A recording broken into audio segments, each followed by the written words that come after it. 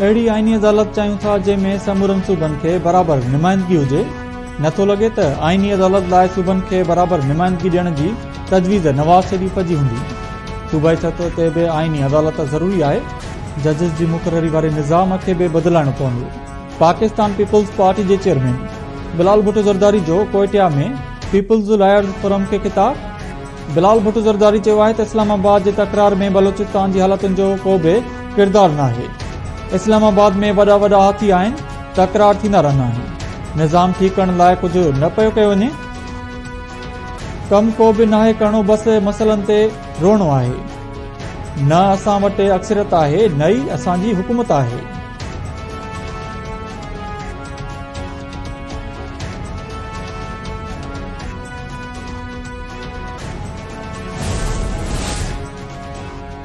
Supreme court article 63 ए जी तशरीह जे फ़ैसिले ते नज़रसानी appeal ते ॿुधणी सुभाणे ताईं मुलतवी करे छॾी। जस्टिस मुनीब अख्तर जी न पहुचण सबबि ॿुधणी सुभाणे ताईं मुलतवी कई वई। चीफ जस्टिस काज़ी फाइज़ी साहब चयो आहे त जस्टिस मुनीब जो ख़त मिलियो आहे। जस्टिस मुनीब अख्तर ख़त में लिखियो आहे त हू बेंच में शामिल नथो थी सघे। जस्टिस मुनीब खे दरख़्वास्त आहे त हू बेंच में शामिल थिए। असां केस जी ॿुधणी सुभाणे ताईं मुलतवी करे रहिया आहियूं। हू सुभाणे ॿीहर नज़रसानी केस ते ॿुधणी कंदा। उम्मीद आहे त सुभाणे जस्टिस मुनीब अख्तर बेंच में शामिल थींदो।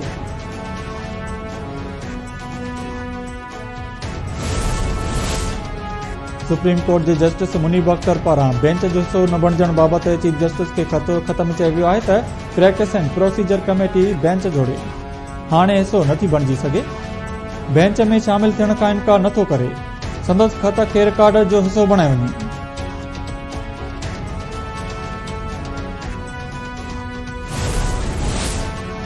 सुप्रीम कोर्ट हाज़िर सर्विस जजनि जी इलेक्शन ट्रिब्यूनल में मुक़ररी वारो नोटिफिकेशन कलादम करार ॾेई छॾियो। इलेक्शन कमीशन जी अपील मंज़ूर। चीफ जस्टिस काज़ी फाइज़ी साहब इलेक्शन कमीशन जी अपील ते फ़ैसिलो ॿुधायो। अदालत लाहौर हाई कोर्ट जी सिंगल बेंच जो 11 जून 2024 वारो फ़ैसिलो कलादम करार ॾिनो। फ़ैसिले में जस्टिस जमाल खान मंदोकिल ऐं जस्टिस अकील अब्बासी इज़ाफ़ी नोट बि शामिल।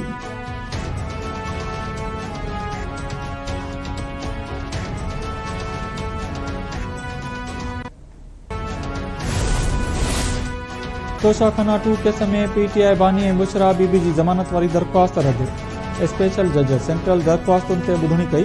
अदालत पीटीआई बानी ऐं बुशरा बीबी जी ज़मानत वारी दरख़्वास्त रद्द करे छॾी। इस्लामाबाद में संगजानी वारे जलसे में तक़रीरनि करण दौरान पीटीआई अॻवाननि ख़िलाफ़ बग़ावत जो केस दाख़िल करण जो फ़ैसिलो। कानून वारी वज़ारत ऐं कानूनी वफ़ाक़ी प्रोसिक्यूटर जनरल तौसीक़ करे छॾी। ज़रनि जो चवणु आहे त 8 सेप्टेम्बर ते इस्लामाबाद जे इलाइक़े संगजानी में पीटीआई जे जलसे दौरान अॻवाननि जी तक़रीरुनि ते हुकूमत फ़ौजदारी सेक्शन 196 तहत केस दाख़िल करण जो फ़ैसिलो कयो आहे। केस कानून वारी वज़ारत ज़रिए दाख़िल कयो वेंदो। केस में नामज़द जवाबदारनि जी गिरफ़्तारी लाइ पुलिस खे वारंट जी बि ज़रूरत न हूंदी। गिरफ़्तारी नाक़ाबिल ज़मानत हूंदी।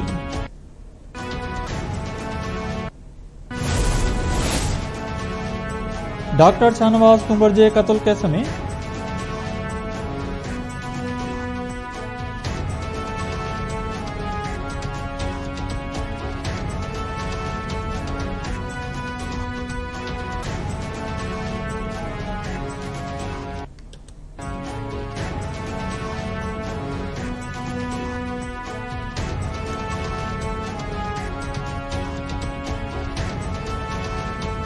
इस्लामाबाद में संगजानी वारे जलसे में तक़रीरूं करण ते पीटीआई अॻवाननि ख़िलाफ़ बग़ावत जो केस दाख़िल करण जो फ़ैसिलो।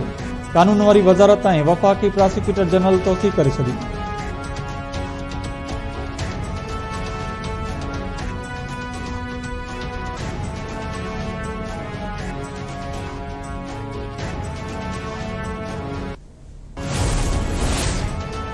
डॉक्टर शाहनवाज़ कुंवर जे क़त्ल केस में नामज़द मौलवी उमर जान सरहंदी जी ज़मानत वारी दरख़्वास्त मंज़ूर।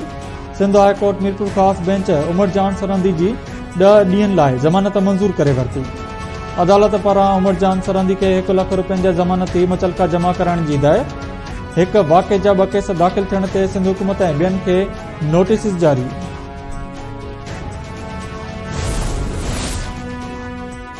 डॉक्टर शाहनवाज़ कुंवर खे जाली मुक़ाबले में मारण वारे केस में इल्ज़ाम हेठि आयल पुलिस ऑफिसरनि जा नाला ICL में शामिल।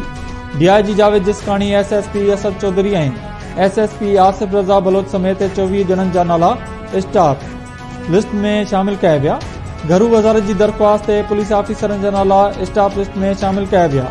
घरू वज़ारत FIA खे ख़त लिखी केस में नामज़द जवाबदारनि खे परॾे वञण खां रोकण जी दरख़्वास्त कई।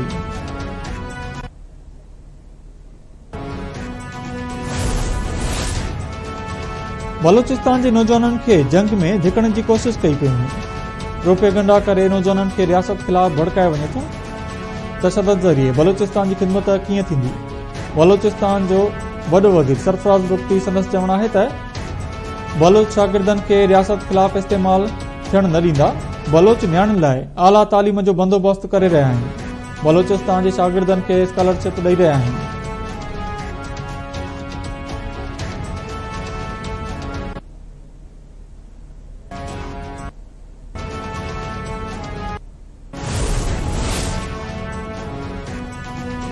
खैबर पख्तूनख्वा जे वॾे वज़ीर अली अमीन गंडापुर चयो आहे त एहतिजाज करणु असांजो जमहूरी हक़ आहे। जल्द सां एहतिजाज कंदासीं, चाहे रुकावटूं विझनि या तशदद कनि। ही हाणे ॻोढ़ा आणींदड़ गैस सां गॾु गोलियूं हलाइण बि शुरू थी वेंदा। असांखे पंहिंजे मक़सद तां हटाए नथा सघनि। पंहिंजो पाण खे जमहूरी पार्टी चवंदड़नि जमहूरियत ख़तम करे छॾी। ही गैर जमहूरी हुकूमत आहे। मुल्क में हक़ीक़ी जमहूरियत, आइन जी पासदारी ऐं तहफ़ुज़ लाइ जदोजहद जारी रहंदी।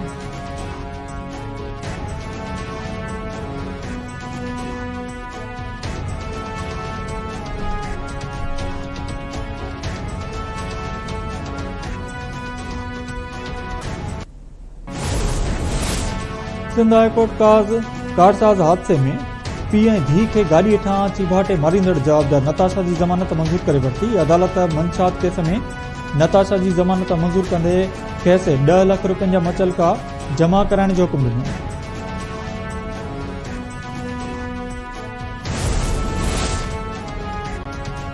बांग्लादेश खिलाफ़ सीरीज़ जा नतीजा सुठा न आया। बांग्लादेश खिलाफ़ सीरीज़ में ग़लतियूं कयूं जन मां सिखणो पवंदो। पाकिस्तान जी टेस्ट टीम जे कप्तान शान मसूद चयो आहे त जेके बि नतीजा ईंदा आहिनि उहे क़बूल कंदा आहियूं। उमेद आहे त टेस्ट सीरीज़ में रांदीगर सुठी कारकर्दगी ॾेखारींदा। बहितर टीम लाइ फिज़िकल ऐं मेंटल फिटनेस खे बहितर करणो पवंदो। रांदीगरनि खे सपोर्ट करणु अहम आहे। टीम खे लीड करणु एज़ाज़ सां गॾु वॾी ज़िम्मेवारी बि आहे।